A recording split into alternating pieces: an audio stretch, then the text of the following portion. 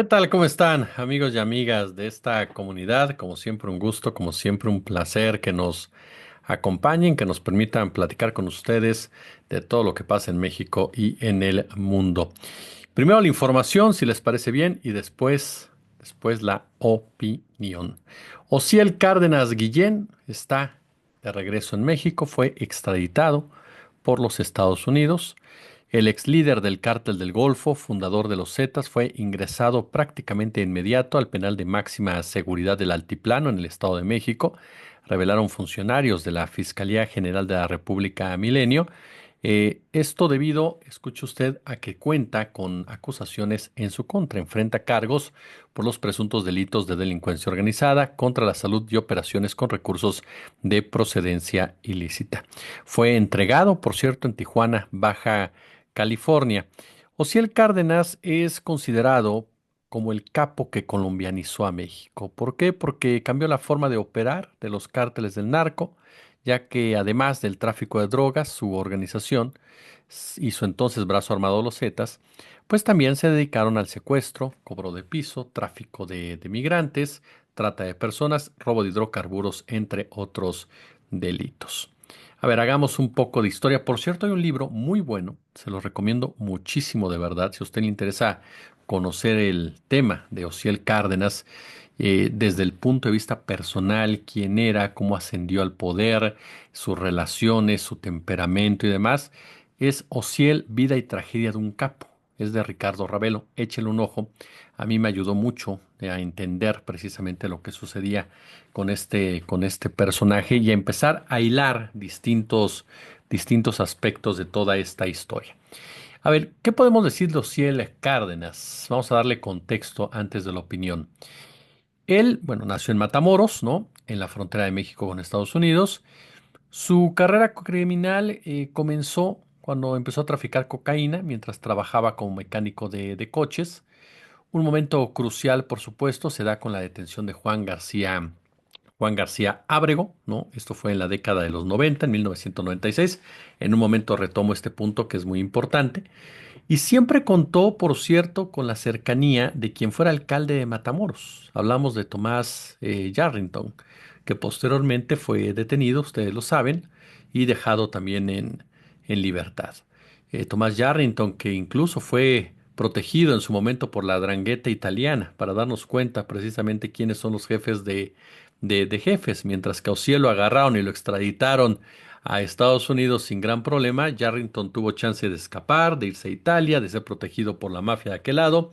Y ya cuando les tocó, lo fueron a tocar la puerta y lo trajeron de regreso. A ver, tras la detención de García Ábrego, yéndonos en esa estructura de la declaración oficial, pues obviamente varios intentaron tomar el cártel del Golfo, no sucedió, ¿no? Fue Osiel junto con otro sujeto apodado el Chava, Salvador Gómez Herrera, y esta pareja, que había desarrollado una red que se extendía entre Lampa de Tamaulipas y las fuerzas de seguridad, bueno, se dedicó rápidamente a ampliar la influencia de la organización. Una de sus primeras medidas, que lamentablemente se convirtió en un sistema, fue amenazar a los medios de comunicación locales para evitar que se informara sobre las actividades del cártel del Golfo. Empezaron a reforzar, ¿no? Obviamente su presencia en el ámbito militar con la creación de los Zetas a partir de 1997. Para algunos un grupo de sicarios, para otros un grupo paramilitar, ¿no? Con el cual Cárdenas se enfrentaba o buscaba enfrentarse, contrarrestar al cártel de Sinaloa y disputar los territorios y mercados criminales. Los Zetas, ustedes lo saben muy bien, y ahorita lo vamos a retomar más a fondo, marcaron un hito en México, dieron paso a una forma de violencia extrema, a una forma de violencia brutal, solamente vista cuando el ejército mexicano reprimía a activistas, cuando el ejército mexicano participaba directamente en la mal llamada guerra sucia, y tiene lógica. Los Zetas eran integrantes de la élite militar. Por lo menos los primeros Zetas, los fundadores y quienes entrenaron al resto de ellos, y por eso, por supuesto, tenían esa capacidad de incluso el manejo de las armas, ¿no? La aparición de los Zetas, por cierto, también detonó una carrera armamentística muy gratificante económicamente, pues para las armadoras de los Estados Unidos. Arturo Guzmán de Sena, el Z1, fallece en 1999, si no me falla la memoria. No, en 1999 mata a Arturo García de Sena, mata a El Chava. Es cuando lo mata en 1999. De ahí precisamente a Ociel Cárdenas le llega el nombre del Matamigos. Posteriormente, Guzmán de Sena fallece, ¿no? El llamado Z1, y su lugar lo toma a quien conoceremos como el Z3, el verdugo, Heriberto Lascano. Cárdenas contó con la ayuda de varios familiares cercanos durante su liderazgo del grupo, entre ellos un sobrino, dos hermanos, Antonio Cárdenas Guillén, el Tony Tormenta, que posteriormente trataría de tomar el control de la organización criminal. Y junto con este, Osiel Cárdenas cometió uno de los grandes errores que cometen los capos cuando se creen más importantes que el sistema que los está protegiendo. ¿Qué fue lo que hicieron? Bueno, amenazaron de muerte a una autoridad norteamericana, a un sheriff estadounidense. Después, en noviembre del 99, los hermanos detuvieron a dos agentes del FBI y de la DEA, justo cuando circulaban por Matamoros. Es decir, se metieron con quienes no tenían que haberse metido por mucho respaldo que tuvieran precisamente de la CIA. Ellos amenazaron con matar a los agentes antes de permitirles marcharse. A partir de ahí, Osiel Cárdenas entró a la mira de las autoridades norteamericanas, quienes consideraron que no era precisamente un operador muy confiable. Le pusieron por ahí una recompensa que en esa época era mucha, $2 millones en el 2000, en el 2001. Para 2003, es decir, 2 años después, y 4 años de que se atrevió a amenazar a los oficiales, fue detenido y fue extraditado a los Estados Unidos hasta el 2007. 4 años después fue extraditado durante la gestión de Felipe Calderón Hinojosa. En 2010 fue condenado a 25 años de prisión, y usted me dirá, oye, 25 más 10, estamos hablando que sería en 2035. Bueno, salió antes porque supuestamente pues dio la información que querían los norteamericanos, ¿no? Él estuvo señalado en narcotráfico, estuvo señalado, por supuesto, de blanqueo de capitales, y toda la violencia que imprimió y toda la sangre que derramó y todo lo que despojó a la gente, no importó. No importó, para que le dieran una condena reducida. ¿Por qué? Porque de una u otra forma cumplió con el papel que le había sido encomendado. Ahora, eso es parte de la narración oficial, de la narrativa oficial. Partamos ahora desde el aspecto político.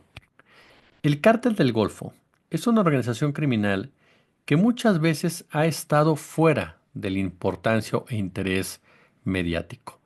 Y no cree usted que porque sus miembros sean muy callados, ni mucho menos. Acabamos de hablar de los Zetas, acabamos de hablar de Osiel Cárdenas, acabamos de hablar, por supuesto, del Tony Tormenta, quienes se caracterizaban por hacer demasiado escándalo, demasiada estridencia, por presumir de más la forma con la cual tenían sometida a la población y comandaban sus territorios.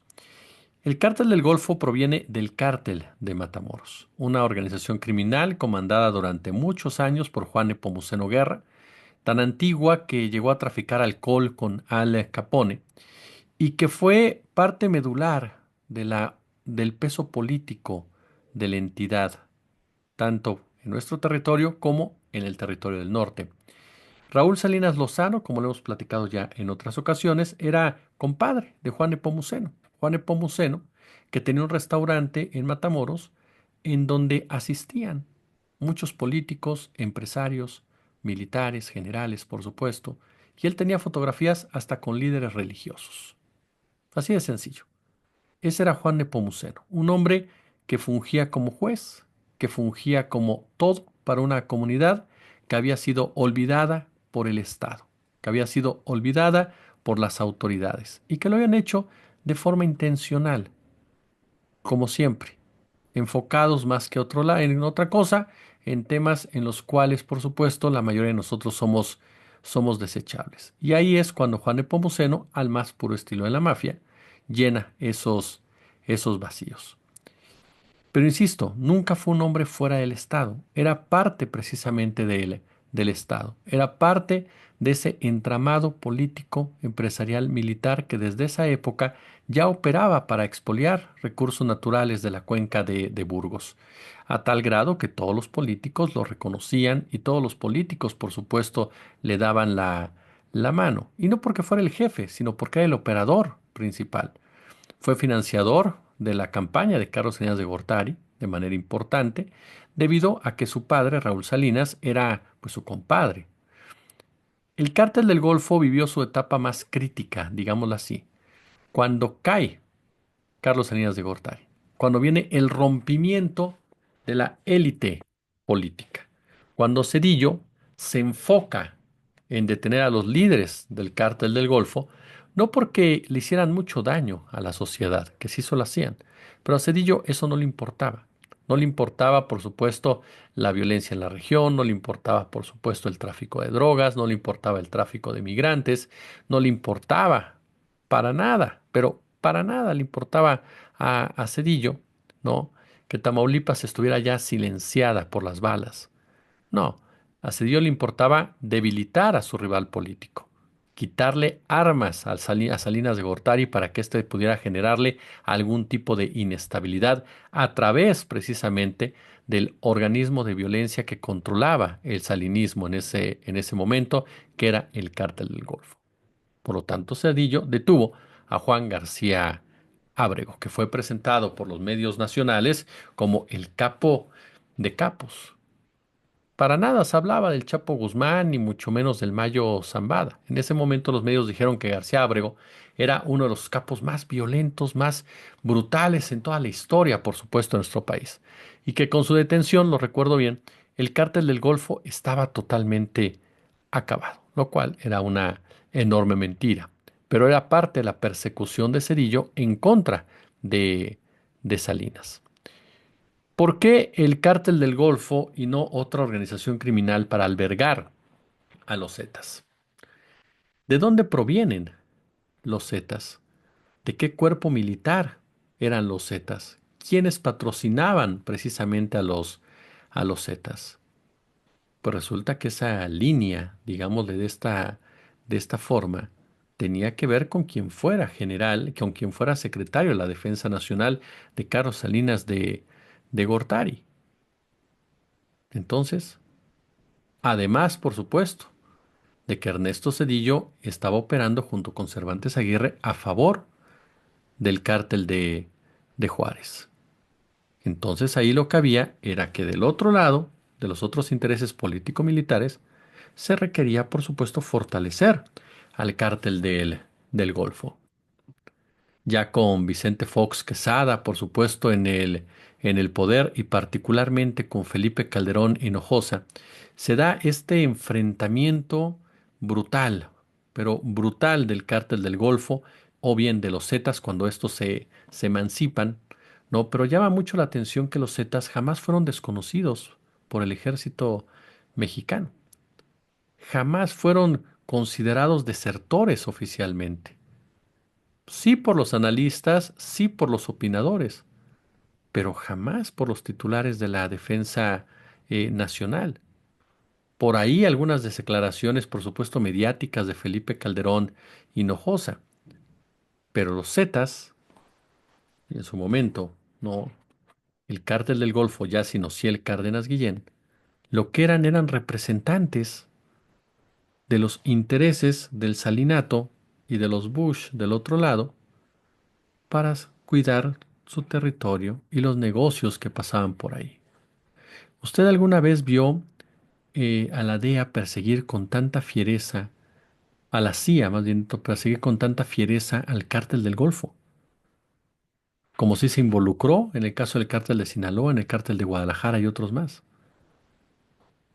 ¿Quién comanda la CIA desde hace muchos años o quién tiene un peso específico en la CIA, más bien dicho? Los Bush. Los socios amigos de quién? De Carlos Salinas de Gortari. Por eso es que el cártel del Golfo durante mucho tiempo pasó desapercibido por las propias autoridades norteamericanas, que supuestamente se centraban no en otros operadores del crimen organizado. La disputa política por el mercado de las drogas se dio entonces con los Zetas, por supuesto, que cuidaban esos intereses, retando a los intereses de la DEA y con el Partido de Acción Nacional en el poder, enfrentándose al cártel de Sinaloa. Esa llamada guerra contra las drogas de Felipe Calderón Hinojosa, en realidad era una guerra para criminalizar la pobreza, estigmatizar la pobreza, para criminalizar al pobre. Pero cuando se da el enfrentamiento entre grupos criminales, no era el enfrentamiento entre el ASCA y el Chapo Guzmán, era el enfrentamiento entre los intereses que cada uno de estos grupos representaba en el control de del mercado de las drogas.